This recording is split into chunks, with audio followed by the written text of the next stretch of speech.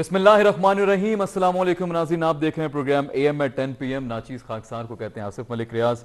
नाज़रीन, अब इंतहाई दुख और अफसोस की खबर के साथ ये इस प्रोग्राम का आज मैं आगाज़ कर रहा हूँ। खबर तो शायद पुरानी हो चुकी है, लेकिन ये जो गम है, जो दुख है सैयद अली गिलानी साहब के इस दुनिया से चले जाने का, उनकी रहलत का, शायद ये ज़माने तक हमारे दिलों में रहेगा और ये गम इसी तरह हमारे इर्द गिर्द गर्दिश करता रहेगा। शायद हम इस गम के इर्द गिर्द गर्दिश करते रहेंगे। कुछ ऐसे नुकसानात होते हैं जिनका कोई नेमुल बदल नहीं होता। मैं इस नुकसान को, जो इस कीमती जान का नुकसान है, यकीनी तौर पे खालिक हकीकी से जान मिले हैं और बीमारी की अलामत में और तमाम तर चीज़ें, लेकिन उसके बावजूद जिस तरह की ज़िंदगी गुजारी, 92 साल की उम्र, सारी उम्र कश्मीर के नाम कर दी, किस तरह से अपनी जवानी से लेकर जब से पाकिस्तान का क़याम हुआ और कश्मीर के साथ जो जुल्म ज़्यादती होती रही, हुर्रियत को लेकर चले, पाबंद सलासल रहे, तकरीबन अपनी उम्र का 20 साल से ज़ायद का अरसा उन्होंने सलाखों के पीछे, जेल के पीछे गुजार दिया।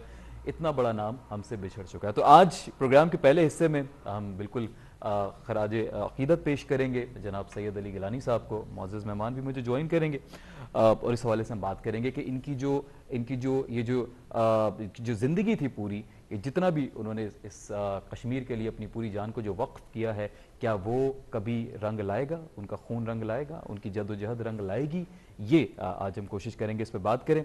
और मोदी सरकार की तरफ से वही घटिया हरकतें, वही और छंडे जितने भी उन्होंने जो हरकतें वो कर सकती थी, जो जिस हद तक गिर सकते थे वो गिरे, और जिस तरह से उनके जस्ते खाकी को ले जाया गया, वो वीडियोस भी आप स्क्रीन पर देख रहे होंगे, किस तरह से अहले खाना के साथ ये जुल्म ज़्यादती मैं कहूँगा, ख़ासतौर पर पूरी कश्मीरी कौम के साथ मैं समझूंगा कि बल्कि पूरी मुसलमान जितने भी दुनिया में बसते हैं उन सब के साथ मेरे ख्याल में ज़्यादती थी। जिस तरह वो आए, जिस तरह वो जस्ते खाती के लेकर गए, फिर साथ साथ ये भी देखने में आया कहा जी एक गुमनाम जगह पर उनको दफना दिया जाएगा, लेकिन फिर इजाज़त दी गई जितने भी करीबी रिश्तेदार थे सिर्फ उनको उनके जनाजे में शिरकत की। तो बहुत ही अफसोसनाक ये हरकत बिल्कुल हुई, जिसकी जितनी मजम्मत की जाए कम है। हमारे कश्मीरी भाई बहन किस कुर्ब से वहाँ रह रहे हैं, किस तकलीफ में वहाँ रह रहे हैं, शायद हमें इस बात का अंदाज़ा ना हो सके पाकिस्तान में रहते हुए, लेकिन इस पर बिल्कुल हम बात करेंगे। प्रोग्राम का पहला हिस्सा इसी हवाले से आज हमने वक्फ किया है। मेरे साथ मौजूद हैं मोहम्मद ज़फ़ीर साहब, सीनियर एंकर पर्सन भी हैं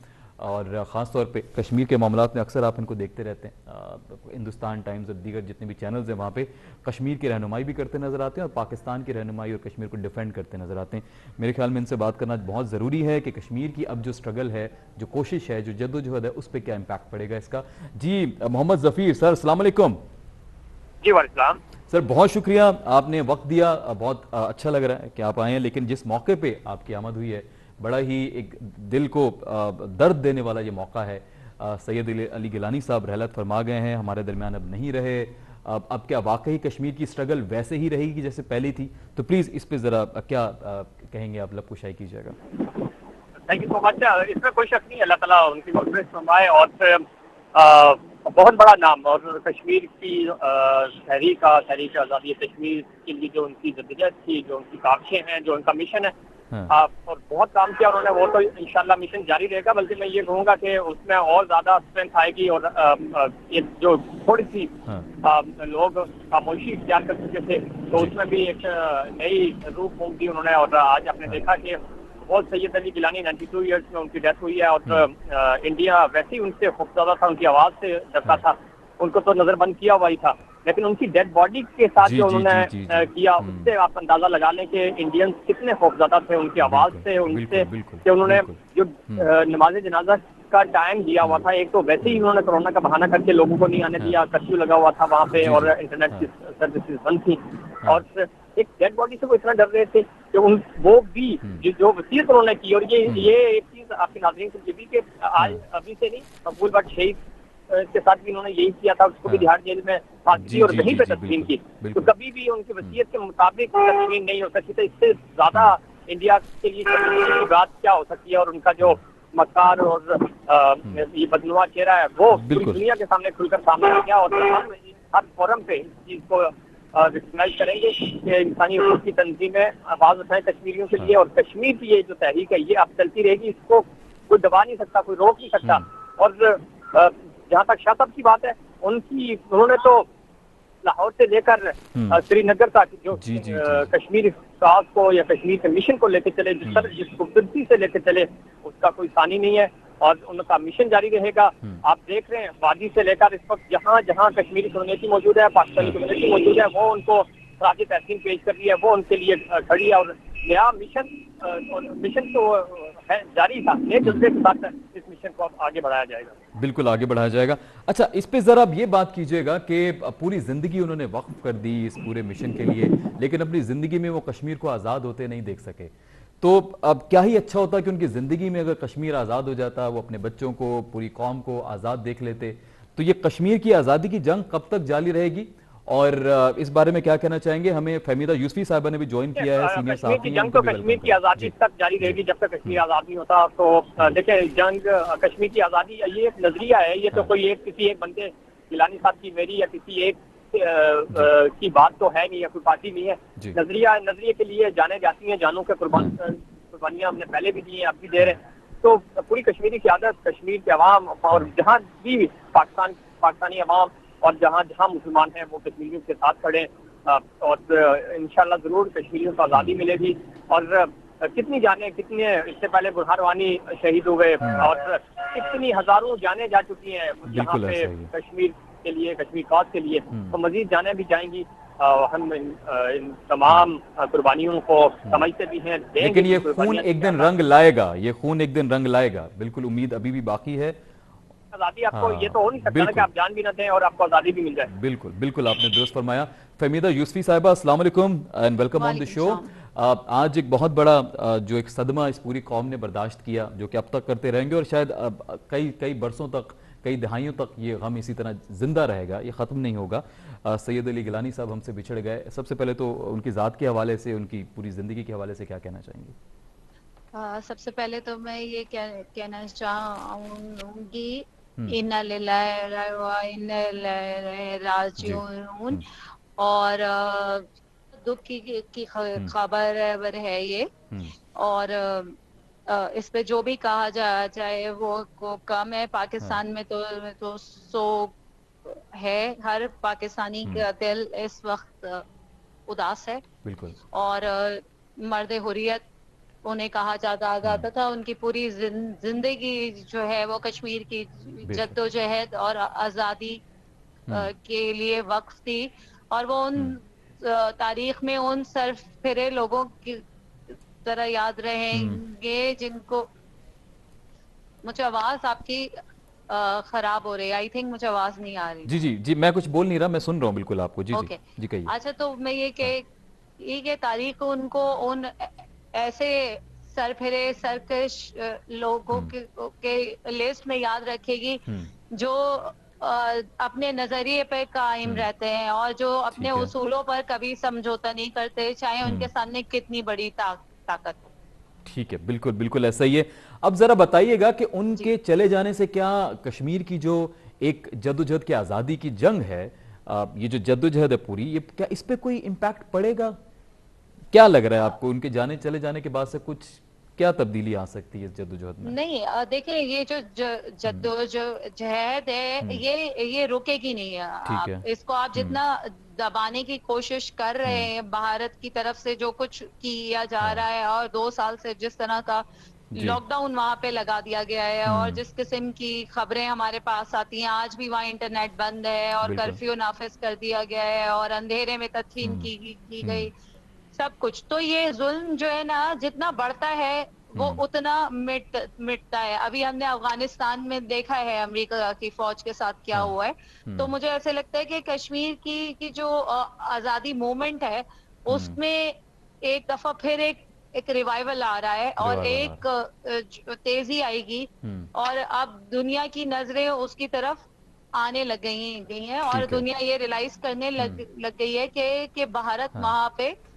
ज्यादती, जुल्म और जबर कर रहा है। ये भारत का इंटरनल मैटर हरगिज भी नहीं है, ये एक ह्यूमैनिटेरियन इशू है इंटरनेशनली, हाँ। ये एक स्टेट का मसला है, ये एक नजरिए का मसला है, एक जद्दोजहद का मसला है। बल्कि तालिबान की तरफ से भी एक बयान जी आया है, तालिबान सुहेल शाहीन साहब ने भी कहा है जी जी एक गैर मुल्की खबरसां इदारे को इंटरव्यू देते हुए जी कि कश्मीर में, पूरी दुनिया में कहीं भी अगर मुसलमानों के साथ कोई जुल्म ज्यादती हो रही है तो हो सकता है हम उसके लिए भी खड़े हो जाएं। तो ये भी मेरे बिल्कुल ख्याल में इंडिया को बहुत हॉल्ट करेगा ये बात। बल्कि मैं जफीर भाई से भी इसके आपके बाद जी। पूछूंगा, वो तो अक्सर उनके साथ दो दो गुफ्तगू भी कर रहे होते हैं, तो प्लीज पहले आप इस पे कुछ कहिएगा। जी फहमीदा। अच्छा, मैं जी समझी पहले कि पहले आप जफीर प्लीज से प्लीज, पूछना लेडीज है। फर्स्ट, लेडीज हाँ ऑलवेज नहीं फर्स्ट। जी या please. Thank you so much. हाँ। अच्छा, मैं ये कहने चाह रही थी कि बिल्कुल कि इंडिया जो है इस वक्त वैसे ही एक शॉक पोजीशन में है, और उनकी इतनी बड़ी इन्वेस्टमेंट इंडिया में, अफगानिस्तान में सॉरी, डूबी जी है, जी। तो उसकी वजह से वो वैसे ही बहुत शौक में है। और उन्होंने अपने मुज़ाकरात भी किए हैं जी जी तालिबान जी। के साथ। तो ये देखना पड़ेगा कि अब इंडिया को ये किस तरह से हाँ। उनके सामने ये आएगा, क्योंकि अगर ये सुहेल शाहीन का मौकफ है तो अब आप समझ लें कि ये एक तरह से कितनी बड़ी वार्निंग है इंडिया जी के। जी बिल्कुल ऐसा ही है। जी जफीर भाई क्या कहेंगे सुहेल शाहीन साहब के बयान के ऊपर जो उन्होंने कश्मीर का जिक्र भी किया है? जफीर भाई, क्या जफीर भाई मुझे सुन सकते हैं? प्लीज चेक कीजिएगा। अच्छा प्लीज जफीर भाई को कनेक्ट कीजिए, दोबारा कनेक्ट करें, मैं उनसे बिल्कुल बात करना चाहूंगा। अच्छा फहमीदा, एक चीज आपने और देखी होगी कि उनके जस्ते खाकी को पाकिस्तान के झंडे में लपेट कर दफनाया गया, इस हवाले से क्या कहेंगे? देखिए, उन्होंने तो पहला नारा ही जो मुझे अपनी समातों में हाँ। याद है वो ये था कि कश्मीर बनेगा पाकिस्तान, और जी। वो तो हमेशा यही कहते थे कि कश्मीर पाकिस्तान हम्म। का हिस्सा है, और बिल्कुल। कश्मीर का फैसला हम्म। कश्मीरी के बगैर मुमकिन नहीं है, और ना ही पाकिस्तान हाँ। के बगैर मुमकिन है। और उनका कहना यही था कि जो कि हम सबका भी कहना है, हम सबका भी मानना है हम्म। कि कश्मीर पाकिस्तान का अटूट अंग है। और तभी तो पाकिस्तानियों जाहिर को है। बड़ा दुख हुआ उनके चले जाने से, जितनी जी मोहब्बत पाकिस्तान से करते थे उनकी जिंदगी में बिल्कुल अक्सर, बल्कि हम तो अपने बचपन से ही उनको देख रहे हैं नेशनल बिल्कुल टेलीविजन के ऊपर किस तरह वो आया करते थे, कभी उनकी कोई स्पीच, कभी कोई खिताब, कभी कोई जुमला बचपन से हमारी समातों से टकराता रहा है। तो एक उनके साथ एक जो ताल्लुक था वो हमारा बहुत, इस जनरेशन का खासतौर पर जो इस वक्त ग्रोन अप जनरेशन है उसका बड़ा गहरा ताल्लुक रहा है उनसे। उनकी शोला बयानी जी जी जी। मशहूर थी, हाँ। और उनकी जो स्पीचेस थी, और जिस तरह हम्म। से वो अपनी ऑडियंस को पुल करते थे, एक लीडर, एक विजनरी, और जिसकी कहना चाहिए कि हाँ। वो मौकफ पे अपने कायम रहना, वो बहुत बड़ी बात है। ठीक है, परफेक्ट परफेक्ट। अच्छा जी, मुझे अब जरा ये बताइएगा कि जी पाकिस्तान का जो रोल है, थोड़ा सा आपको क्या लग रहा है, क्या हम अपना रोल ठीक प्ले कर रहे हैं? हमने बिल्कुल उनके कर रहे हैं, जद्दोजहद में पूरा साथ दिया है? आपकी इस बिल्कुल कर जाती रहे राय हैं। जानना चाहूंगा इस हवाले से। नहीं, बिल्कुल कर रहे हैं। हाँ। पाकिस्तान की तरफ से मुख्तलिफ मौक़ों जी। पर मुख्तलिफ फोरम्स पर आवाज उठाई जा रही है। हाँ। आज हमारे यहाँ जो है सरकारी शोक का ऐलान है, पीएम ने जी। ऐलान किया है, हाँ, हमारे आजाद प्रेसिडेंट ने कश्मीर में किया है, बिल्कुल किया हमारे गया है। दफ्तर खारजा की तरफ से जी। मजम्मती बयान हाँ। आया है। और इसके साथ साथ हम आलमी फोरम पे तमाम जगह, DGISPR का आपने देखा होगा, डिसेंट फुल ऐप जो स्कैंडल ब्रेक हुआ था, तो भारत की जानिब से की जाने वाली तमाम जुल्म, ज्यादती कश्मीर में और पाकिस्तान के खिलाफ जितनी साजिशें हैं, हम उसको तमाम आलमी फोरम पे लेकर आ रहे हैं, और ठीक कश्मीर है। की आवाज हम हमेशा से हैं और हमेशा इसमें मजीद रहेंगे। बेहतरी लाई जा सकती है? कहीं कोई कोताही, कोई गफलत हमसे हो गई मजीद इसको उजागर करने में? कुछ ऐसा नहीं, लगता मुझे है कभी? लगता है कि हमें हाँ। मजीद इस आवाज को तवाना करने की जरूरत है, और आलमी दुनिया को मजीद जगाने की जरूरत है ठीक इस है। मामले में। ठीक है, चलें जी। जी मुझे प्रोग्राम के अगले बकिया जो दूसरा हिस्सा है हमारा, जिसमें बिल्कुल आप भी हमारे साथ रहेंगी, जो कि यकीनी तौर पे ख़वातीन से ज़्यादा उसका ताल्लुक है। दो और मेहमान हमें ज्वाइन करेंगे, मेरे ख्याल में उसकी तरफ मैं बढ़ना चाहूँगा। छोटा सा ब्रेक नाज़रीन हम यहाँ पे लेंगे। ब्रेक से वापस आने के बाद प्रोग्राम का जो दूसरा मौजू है उस पर हम बात करेंगे। प्रोग्राम के पहले हिस्से में खराज अक़ीदत पेश किया जाना बहुत ज़रूरी था, और ये दुआ है हमारी कि पाकिस्तान जो है, हम जितने पाकिस्तान में हम लोग रहते हैं, हम कश्मीर को पाकिस्तान का हिस्सा बनता देखें, और अगर कश्मीर पाकिस्तान का हिस्सा नहीं भी बनता तो एटलीस्ट कश्मीरियों को आज़ाद देखें, उन्हें ह्यूमन राइट्स की जो वायलेशन हो रही है उससे उनको छुटकारा मिल सके और वो एक आम इंसान की ज़िंदगी जी सकें जिस हाल में उनको रखा जा रहा है, जिस तरह जानवरों को कैद किया जाता है। मेरे ख्याल में ये सुनकर, ये फील करके मुझ जैसे, आप जैसे जितने भी गैरतमंद इंसान हैं, जितने भी बल्कि सिर्फ इंसान ही हो पूरी दुनिया में, उनको भी बड़ी तकलीफ पहुंचती है। नाज़रीन, एक छोटा सा ब्रेक, वापस आने के बाद दूसरे मौजू की तरफ बढ़ते हैं। कहीं मत जाइएगा, देखते रहिए स्टार न्यूज़ पाकिस्तान।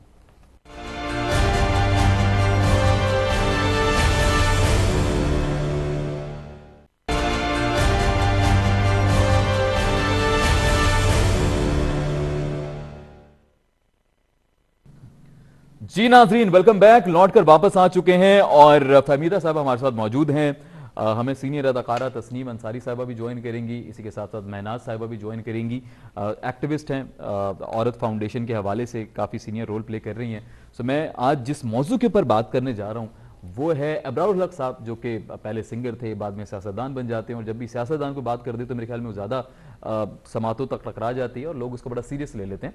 तो एक तकरीब के दौरान अबरारुल हक साहब ने कुछ जुमले कहे, कुछ बात कही, खास तौर पे ख़वातीन के हवाले से कि हमारे दौर में माएँ जो हैं वो कलमा पढ़कर और किस तरह से बच्चों को सुलाती थी।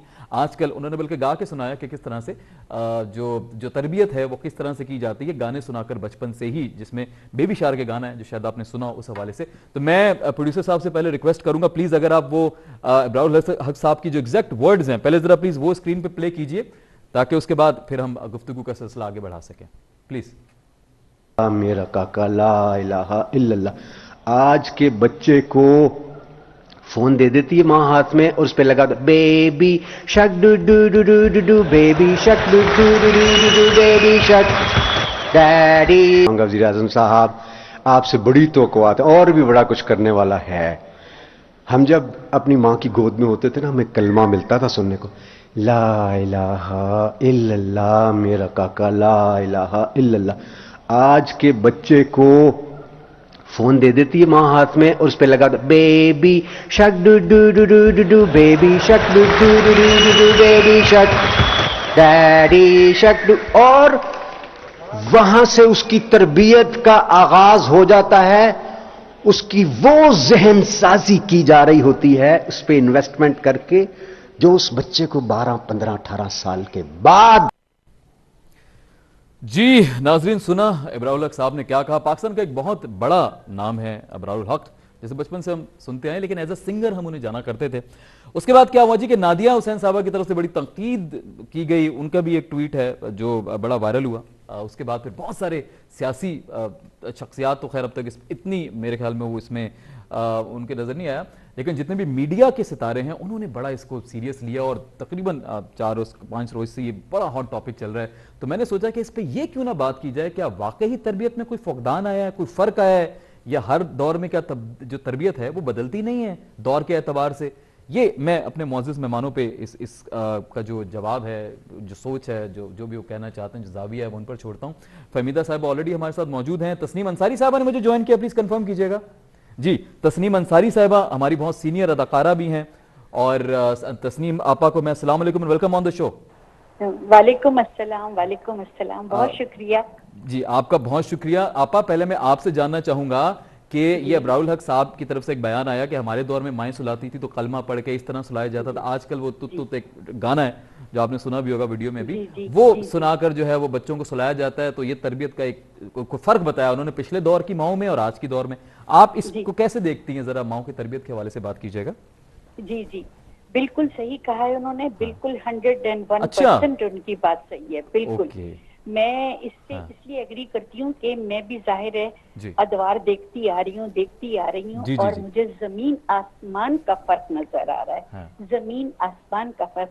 ये कहना बिल्कुल बेकार है कि वो लोरी सुनाती थी या कलमा सुना के वो सुलाती थी और सिखाती थी कि कलमा पढ़ो, सुबह उठ के भी हाथ बांध के और दुआ मांगो। अब कौन करता है, मुझे ये बताइए। ये इंतहाई खौफनाक सूरत हाल हो गई है कि आप किसी को भी किसी को भी आप फाइल नहीं कर सकते, वैल्यूज खत्म हो गई हैं। बच्चों में क्या वैल्यूज रही हैं? मैं सारा दिन नोट करती हूँ, अबे तबे का जमाना आ गया, पहले तसव्वुर भी नहीं किया जा सकता था। इसमें किस चीज का फकदान है?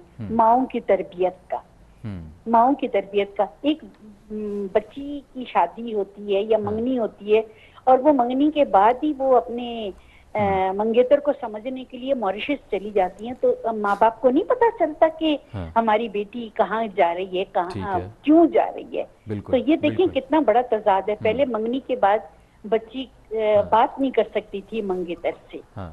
ठीक है, बिल्कुल ऐसा ही है, बिल्कुल ऐसा ही है। ये रियलिटीज हैं, बिल्कुल फुकदान है, बिल्कुल माओ का बेहद कसूर है, क्योंकि या और हाय और इसका जमाना आ गया है ना, तो उसमें फिर माएँ भी मॉडर्न हो गई हैं।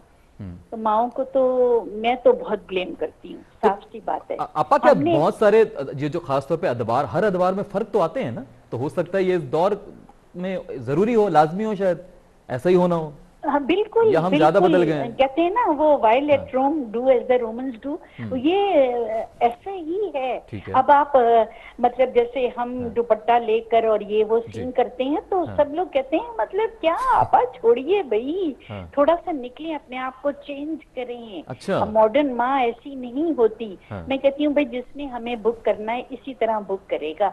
हम मॉडर्न वाली बात करके वो अपनी भी चाल भूल गए तो हम कहीं के भी नहीं रहेंगे। अच्छा, ड्रामा इंडस्ट्री में ये भी कहा जाता है। अच्छा, मतलब माँ के किरदार के लिए भी दुपट्टा ना करें। जी, माँ और मॉडर्न माओं का दौर है भाई। अच्छा, मॉडर्न माओं का दौर है टीवी इंडस्ट्री में, माँ के रोल के लिए भी दुपट्टा ना करें। मैं क्या कह सकता हूँ? और अगर वो तमीज से लो तो मतलब वो बड़ा ऑकवर्ड वो लोग समझते हैं कि मतलब आपा को नहीं, एक नॉर्मल, एक जेंटल, एक सोबर कैरेक्टर के लिए तस्नीम अंसारी ठीक है, अदरवाइज नहीं। अदरवाइज नहीं, क्योंकि आप दुपट्टा करती हैं, आप उनकी बातें नहीं मानती हैं, तो इस माँ के रोल के लिए भी। अच्छा, चलें, ये बड़ा एक इंकशाफ आपने, हमने खवातीन यंग लड़कियों के हवाले से सुना था, लेकिन माँ के रोल के लिए भी दुपट्टा ना करें तो फिर तो ये तो बड़ा सीरियस मेरे ख्याल में एलिगेशन भी है और कंसर्न भी है। जरा आप दुपट्टा यूं कर लें, दुपट्टा यूं कर लें। अब मैं कह रही हूँ नहीं जी, मैं ऐसे ही लेती हूँ दुपट्टा, तो उस पे मतलब ये कि मुझे सब जस्टिस का पता चलता है, सब चीज का पता चलता है, मगर वही वाली बात है ना कि शोबिज में रहना है तो फिर बैर कैसा। मगर ये कि करती मैं वो हूँ जो मेरा दिल चाहता है, जो आपका दिल करता है, चाहे काम कम मिले।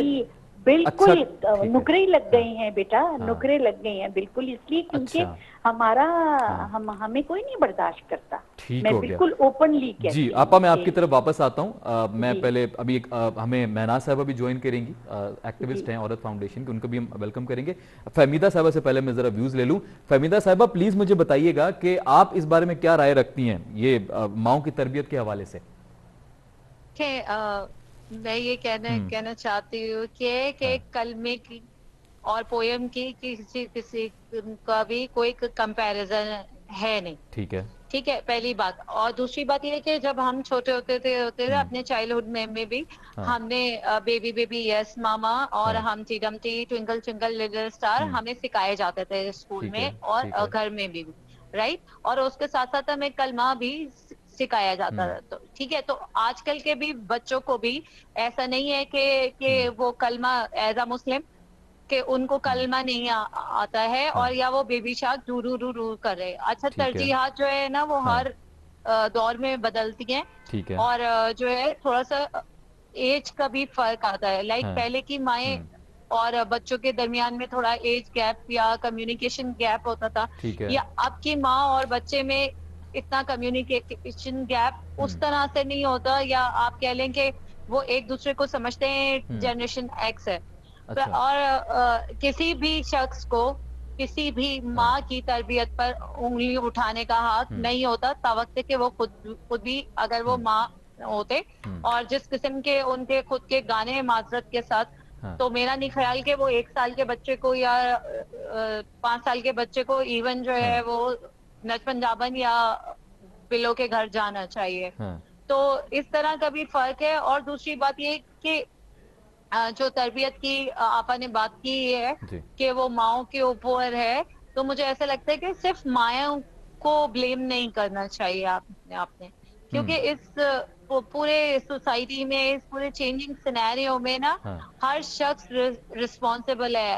आपका बाप भी रिस्पॉन्सिबल है, आपकी मदर भी रिस्पॉन्सिबल है, आपका जो ये सोशल मीडिया है वो भी अवेलेबल है, वो भी रिस्पॉन्सिबल है। और आप खुद मुझे बताइए कि अगर हम अपने बच्चे को मोबाइल या लैपटॉप नहीं देंगे इस वक्त, तो हम उसको क्या देंगे? ऑनलाइन एजुकेशन रही है कोविड लॉकडाउन में जी। तो आप मुझे बताएं कि आपके अपने बच्चे को तो आपने वो टेक की तरफ लेके जाना है ना। हाँ, ये मैं मानती हूँ कि आपको अपने बच्चे को वो शायद ड्यू टाइम उस तरह आप नहीं दे पा रही हूँ जो कि आपको देना चाहिए, लेकिन बहरहाल अबरारुल हक की इस बात से मैं कतई भी एग्री नहीं करती। अच्छा, आप एग्री नहीं करती? बच्चे जो है वो नहीं, एग्जैक्टली आई डोंट एग्री। ठीक है, क्योंकि जो है वो किसी भी माँ की, चाहे वो कोई वर्किंग फीमेल हो, चाहे वो जो है वो घर पे हो, जैसे मैं एक वर्किंग फीमेल हूँ और मैं अपने बच्चों को उस तरह से शायद फिजिकली टाइम नहीं देती, लेकिन मैं उनके साथ कनेक्ट रहती हूँ और जितना टाइम मैं उनको देती हूँ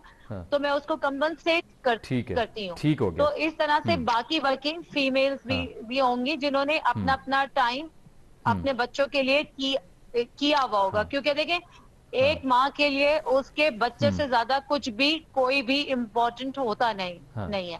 तो इस वजह से आई डोंट एग्री। ठीक है, चले, आप एग्री नहीं करती। तस्नीम आपा, आप मुझे सुन सकती हैं? जी जी, बहुत आराम से। जी, बहुत शुक्रिया।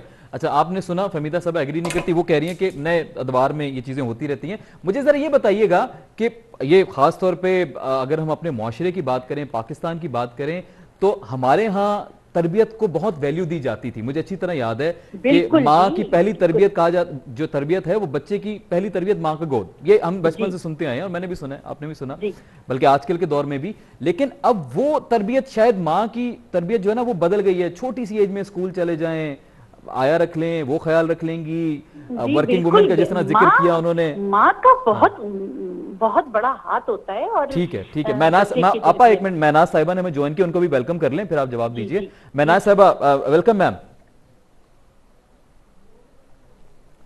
महनाज साहिबा प्लीज, अगर आप मुझे सुन सकती हैं, महनाज रहमान साहिबा। ठीक है, आप कंटिन्यू कीजिएगा जी प्लीज। जी जी, नहीं, मैं बिल्कुल इस बात से एग्री नहीं करती कि बिल्कुल कसूर है। कैसे नहीं? देखिए, बात सुनिए, आपकी प्रायोरिटीज में से तो पहला आपकी प्रायोरिटी ये है कि आप बच्चे को संभालें। मैं देखती हूँ ना सारा दिन मैं देखती हूँ कि बच्चों की जबान खराब हो गई है। अब मैं कितना भी बच्चों से कहती हूँ कि देखो ये अबे तबे और ये वो इस तरह ना करो, तो क्या वो घर में नहीं करते होंगे? और एक वो हमारी जिंदगी को यार लफ्ज चिपट गया है। मुन्ना सा भी बच्चा होता है, वो भी एक दूसरे को यार यार यार यार, तो ये घर में नहीं सुनाई देता होगा? मैं कैसे मान जाऊँ? वो जो तहजीब हमारी हुआ करती थी, गुफ्तगू में, अंदाज में, सोसाइटी के अंदर जो हमारे खूबसूरती थी सोसाइटी की, आपको लग रहा है कि वो फेड हो रही है? हम दूसरों को कॉपी करने लग गए और वो फेड हो रही है। और हम बचपन में, यकीन करें, हमारे घर में 3 रिसाले आते थे। अच्छा। भाइयों के लिए आता था तालीम और तरबियत, और मेरे लिए आता था बच्चों की दुनिया। अच्छा। अम्मी के लिए ज़ेबो निसा। अच्छा। मेरी मज्जाल नहीं थी, मैंने मैट्रिक कर लिया था, मेरी मज्जाल नहीं थी कि मैं ज़ेबो निसा को हाथ भी लगा सकूं। अच्छा, तो इसका मतलब ये हुआ कि ये जो इंटरनेट तक जो रसाई है, ये रीजन हो सकता है ये पूरे बदलाव का? देखिए, ये तो अब इंटरनेट को हम क्या मना कर सकते हैं, या हमारा माशरा मना कर सकता है? ये तो फैलता ही जा रहा है। मुन्ने बच्चों को मेरे से ज्यादा पता है कि क्या क्या क्या देखना है, कौन सा बटन दबाना है, क्या करना है, क्या नहीं करना। तो ये मतलब कैसे, मतलब इग्नोरेंट कैसे हो सकती है माँ? मुझे समझ नहीं आता ये। बिल्कुल। महनाज रहमान साहिबा मुझे ज्वाइन कर चुकी है, प्लीज कंफर्म कीजिएगा। हेलो जी, अस्सलाम वालेकुम मैम, कैसी हैं? वालेकुम सलाम मैम, बहुत शुक्रिया, पहली दफा आपसे गुफ्तगू हो रही है, प्रोग्राम में आपको वेलकम कहूंगा। मैम, आज बात हो रही है अबरारुल हक साहब के एक बयान से, एक नया मौजू निकल आया। हमने उसको, उस बयान पे हम बात नहीं कर रहे ज्यादा, हम उस मौजू पे बात कर रहे हैं। क्या वाकई ही पहले के दौर में, खासतौर पे आपके दौर में, जब आप जिस दौर में जवान थी, जब आप बच्ची थी, उस वक्त कह लीजिए, वो दौर जो आपने गुजारा, क्या उस वक्त माओ की तरबियत में ज्यादा बेहतरी हुआ करती थी, या आजकल की माएँ ठीक हैं, दौर नए दौर में नए तरीके ममता के? आप कैसे देखती हैं दोनों अदवार को, इस फर्क को? भाई देखिए, जनरेशन गैप तो हर दौर में है, ठीक है, और हर जो पुरानी नस्ल होती है उसे नई नस्ल जरा उनके मतलब थोड़ा गड़बड़ रहती है। ठीक है। तो रियलिटी तो ये है कि जनरेशन गैप हर दौर में रहा है। चाहे हम बहुत अच्छे थे जवानी में, लेकिन अपने माँ बाप के लिए बहुत परेशान कर रहे होंगे बाद मामला में। इससे हमारे माँ बाप अपने नाना नानी दादा दादी के दौर में रहे होंगे। तो एक तो ये बात तस्लीम कीजिए कि जनरेशन गैप तो रहता है। ठीक है। माशरा आगे बढ़ता है, तरक्की होती है, और तो उसमें नई नई चीजें आती हैं, उसके हिसाब से तब्दीलियां आती हैं। अब बताइए तरबियत, हम ओवरऑल देखिए, मतलब अगर माशरा तरक्की पसंद है, सेहतमंद माशरा है, तो ओवरऑल अगर माशरा अच्छा है तो बच्चों की घरों में भी अच्छी तरबियत हो रही होगी। ठीक है। अगर मादियत परस्त माशरे में पैसे कोई सब कुछ समझ रहे हैं तो बच्चों की वही तरबियत हो रही होती है।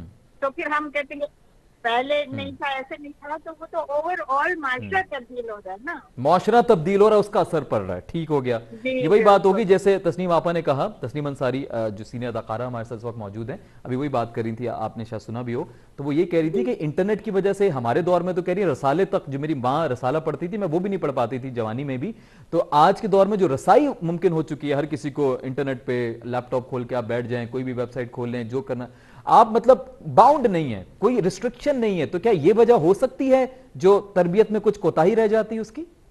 नहीं, वालिदैन को जारी ये तो देखना चाहिए, देखना चाहिए। बच्चा जब घंटों कंप्यूटर तो क्या देख रहा है, बिल्कुल, ये थोड़ा सा वालिदैन पे ध्यान तो रखना चाहिए।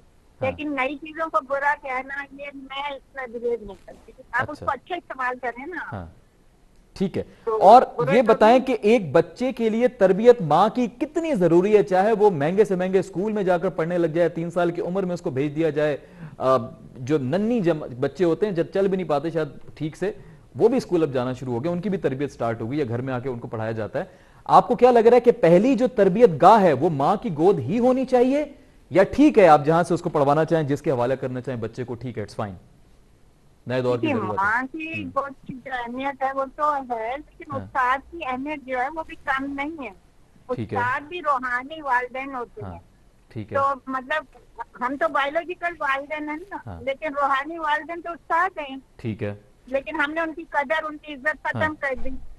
अच्छा, क्या उस छोटी सी उम्र में उस्तादों की, और उस्ताद ने खुद भी अपना मादियत परस्ती के चक्कर में अपना एहतराम खो दिया। मैं इसी पॉइंट पे आ रहा था कि उस छोटी उम्र में क्या जो वालिदैन या माँ अगर ज्यादा वक्त दे बच्चे को, जो वो बातें समझा सकती, क्या वो कोई दूसरा उस्ताद उस उम्र में उसको समझा पाएगा, या बच्चा उसको अपने साथ इतना एफिलिएटेड कर पाएगा कि उसकी बात को ज्यादा? मुझे ये बात सही नहीं लग रही, क्योंकि हर एक अपना रोल है। अब माँ अपने घुटने से लगा के तो नहीं रखेगी ना पूरे, उसे बाहर निकलना। ठीक है, मतलब छोटी उम्र में बाहर निकल, ठीक है, बाहर अच्छे असातिज़ा हो, स्पोर्ट्स अच्छी हो, सेहतमंद सरगर्मियां हो, तो ये सब देखे करते हैं। ठीक है। माँ का तो ठीक है, जब तक बच्चा छोटा एक रोल होता है, लेकिन जब बच्चा बाहर निकलता है तो बाहर भी एक अच्छा माशरा मिलना चाहिए ना। वो हम सबकी जिम्मेदारी है, सिर्फ माँ की नहीं। ठीक हो गया। चलें फहमीदा साहिबा, मैं आपकी तरफ वापस आता हूँ, आप मेरे साथ हैं? जी बिल्कुल। जी फहमीदा साहिबा, अब मुझे जरा ये बताइएगा कि जिस तरह पिछले दौर से हम तरबियत को कंपेयर कर रहे हैं, और तस्नीम आपा साहिबा ने एक बात की कि ये जो access to knowledge, information, anything, access to anything, right, let's call it access to anything, anything and everything, ये क्या एक वजह हो सकती है तरबियत में जो थोड़ा फुकदान किसी की तरबियत में नजर आता है? फिर मेरा दूसरा सवाल ये होगा इसी के साथ साथ, बल्कि पहले आप इसका जवाब दीजिए, फिर मैं एक और पॉइंट रेज करना चाहूंगा यहाँ पे। देखिए, ये जो एक्सेस टू इंफॉर्मेशन है, टू एनीथिंग, इसको आप रोक नहीं सकते, लेकिन इस पर आप एक चेक रख सकते हैं। ठीक है ना, उसमें आप अपने बच्चे का टाइम बना सकते हैं, आप उससे पूछ सकते हैं, आपके साथ उसकी अंडरस्टैंडिंग ऐसी होनी चाहिए कि वो आपसे कोई बात ना छुपाए, उसको आपसे डर नहीं लगना चाहिए, उसको आपसे मोहब्बत होनी चाहिए। और यहाँ पर ये मैं एग्री करती हूँ कि उसके लिए आपको as a parent, as a mother थोड़ा सा एक्स्ट्रा एफर्ट करना पड़ता है, एक्स्ट्रा एफर्ट करना पड़ेगा, शायद ज्यादा करना पड़ता है कि मे बी शायद जो पहले वाले पेरेंट्स थे उनको उस तरह से नहीं करना पड़ता। जैसे अभी तस्नीम आपा कह रही थी कि वो ज़ेबुन्निसा रिसाला जो भी था वो उसको नहीं पढ़ सकती थी, लेकिन जो है वो क्या कहते हैं, मेरे घर पे भी अखबारें जहां और हेरल्ड और आता था, और वो जाहिर है मैं छोटी थी, लेकिन मैं उस तक छुप के एक्सेस करती थी। तो तो देखिए हर दौर में बच्चे के अंदर ये चीज होती है कि जब आप उसको मना करते हैं कि ये मत करो, तो ये हमारी फितरत है कि हम वो करते हैं, ठीक है ना। उसी नाफरमानी की वजह से हम जमीन पर भी आए हैं इंसान, ठीक है। तो आपको उसको मना करने के बजाय उसको उसकी रीजनिंग करना चाहिए। और ये बात मैं अपने एक शो और में भी कह रही थी कि जब तक हम अपने बच्चों से रीजनिंग नहीं करते, उनको समझाने की कोशिश नहीं करते, तो बहुत सारे प्रॉब्लम्स जनरेट करते हैं। तो तरबियत जो है वो सिर्फ आप एक मदर पे डाल के छोड़ नहीं सकते, ठीक है। आपको उसके लिए उसके फादर को भी इक्वली जो है वो रिस्पॉन्सिबल होना होगा। ये ठीक है कि मदर का थोड़ा सा ज्यादा होता है, क्योंकि माँ से ज्यादा बच्चे को कोई नहीं चाहता और ना कोई समझ सकता, तो उसके लिए एक मदर को एक्स्ट्रा एफर्ट आजकल की मदर्स को भी थोड़ा सा ज्यादा करना चाहिए। लेकिन ये कहना कि जो है वो आजकल की माएँ तरबियत ही नहीं करती, आजकल की माएँ टाइम नहीं देती, या आजकल की माओ को कुछ पता नहीं होता, I don't agree with it. You don't agree with that. Tasneem आपा? जी आपा, अब जो मेरा मुद्दा है ना बहुत सीरियस है। आप तीनों खवातीन से माजरत के साथ, लेकिन मुझे बात करनी है। हमारी सोसाइटी में कुछ इस तरह के वाकयात हो रहे हैं जो मर्दों के ऊपर जितने भी इल्जामात हैं, बल्कि साबित भी हुए, बहुत सारे मर्दों ने जो किया पकड़े भी गए, सजाएं भी हुई हैं, जिसमें खासतौर पे ज्यादती के वाकयात, डोमेस्टिक वायलेंस के वाकयात, जो घरों पे बीबियों को मारा जाता है, खासतौर पे किसी खवातीन, जिस नूर मुकद्दम का केस देख लीजिए, तो उनकी भी अम्मी डिफेंड कर रही थी उनको, जबकि पता था कि वो, जबकि खुद भी वो थेरेपिस्ट थी, लेकिन बेटा ये सब कर रहा है। अच्छा, अब मेरा सवाल आपसे ये है कि बच्चे के बिगड़ने में, बड़ा ऑनेस्ट ओपिनियन चाहूंगा मैं आप तीनों खवातीन से, बच्चे के या मर्द के, जो लड़का है, उसके बिगड़ने में उसकी माँ का कितना हाथ होता है? बड़ा ऑनेस्ट ओपिनियन चाहूंगा मैं। नहीं, देखिए बात सुने, कुछ भी है, घर का माहौल बड़ा डिपेंड करता है बच्चे, डिपेंड करता है। और जी अभी इन्होंने कहा था ना कि वो ज़ेबुनिसा वाली बात, कि हमारी अम्मी ने छुपाया नहीं हमसे, क्यूरियोसिटी नहीं हुई हमें कि इसमें क्या है क्या नहीं, बस उन्होंने कह दिया कि आपके ये 2 रिसाले हैं, ये हमारा है। तो वो मैं थोड़ा सा इनको क्लियर कर दूं कि वो छुपाया नहीं, कि नहीं पढ़ना, बिल्कुल हाथ नहीं लगाना, और ना हमें कभी क्यूरियोसिटी हुई। और अब देखिए ना, ये कितने वाकयात हुए, अब ये नूर मुकद्दम वाली बात है, मैं तो बिल्कुल इसके उसमें भी नहीं जाती, मेरे तो सर में दर्द हो जाता है इस तरह की बातें पढ़कर और देखकर। मगर ये कि उस घर वालों को नहीं पता था ये रोज कहाँ जाती है, इन लोगों के ताल्लुकात हैं, कहाँ थे घर वाले, कहाँ थे घर वाले, ठीक है। और सब चीज माँ बाप दोनों का कसूर होता है, मगर माँ बाप को मैं थोड़ा सा जरा वो करूंगी अलग, इसलिए क्योंकि माँ ज्यादा, she is basically confined to the 4 walls of the house. उसको पता होता है कि क्या हो रहा है घर में, मेरी बेटी क्या कर रही है, बेटा क्या कर रहा है। तो मेरी नजर में तो मैं तो इस बात पे बिलीव करती हूँ कि माँ का नहीं, मैं ये आपा, मेरा सवाल ही करने का मकसद ये था कि इस वक्त खवातीन ही सबसे ज्यादा इस पे आवाज उठाती हैं, जैसा महनाज रहमान साहब अक्सर एक्टिव नजर आती हैं, हर औरत नजर आती है एक्टिव, कि ये सब ज्यादतियां हो रही हैं औरत के साथ, चाहे वो बीवी है, चाहे वो आप देख लें किसी घर में भाई बहनों को मार देते हैं, इस तरह के वाकयात भी हो जाते हैं कि मर्द जालिम बन जाता है, मर्द ये सब करता है। तो क्या उस मर्द को बड़ा करने में, उस मर्द को वैसा बनाने में क्या एक औरत का हाथ नहीं है पीछे? बिल्कुल है, उसको नजरअंदाज कर दें, उस एक्सेस पे लेकर आती है औरत, उसको बिल्कुल लेकर आती है, बिल्कुल लेकर के सर में दर्द थोड़ी होता है काम खाई के। अब फिर वही वाली बात बेटा कि मैं ये कहूँ यूं होना चाहिए, ये होना चाहिए, ये होना चाहिए, कहाँ हो रहा है? सब बिलक बिलक के थक गए हैं। कितना बड़ा मोटरवे का केस हुआ, कहाँ गया वो? ये नूर मुकद्दम कभी लोग भूल भाल जाएंगे, कितने बीच में केसेस हुए, ठीक हो गया। हम तो इस उम्र में कांप जाते हैं सुनकर, होना चाहिए, होना चाहिए, होना चाहिए, कब होगा? ठीक है, लेकिन आप यही कह रही हैं कि माँ का भी रोल है एक लड़के की तरबियत में, ठीक है, और वही बाद में ये सब कर रहा होता है। जी महनाज रहमान साहिबा क्या कहेंगी इस हवाले से? फिर अपना अपना ओपिनियन है बेटा, मैं इस पे ओपिनियन लेकर मुझे प्रोग्राम वाइंड अप करना है। जी महनाज साहिबा, महनाज रहमान साहब अगर आप मुझे सुन सकती हैं। हेलो, अच्छा जी फहमीदा साहबा, लास्ट सवाल यही है आपसे, प्लीज क्या कहेंगे इस हवाले से? नहीं देखिए, बिल्कुल ये सही बात है कि मदर का बहुत बड़ा रोल होता है, और जो वो उसकी तरबियत में, एक बेटे की तरबियत में और एक बेटी की तरबियत में एक बात है, डिस्क्रिमिनेशन वो करती है। क्योंकि उसकी पीछे से तरबियत ये की हुई होती है उसकी है। तो इस वजह से ये एक प्रिवेल कर रहा होता है कि तुम मर्द हो, तुम बेटे हो, तुम भाई हो, तुम बाप हो, तुम शोहर हो, तुम कर सकते हो। और दूसरी तरफ हम समझा भी यही रहे होते हैं कि अच्छा चलो कोई बात नहीं, अच्छा चलो कोई बात नहीं, वो मर्द है, उसने कर लिया, कोई बात नहीं।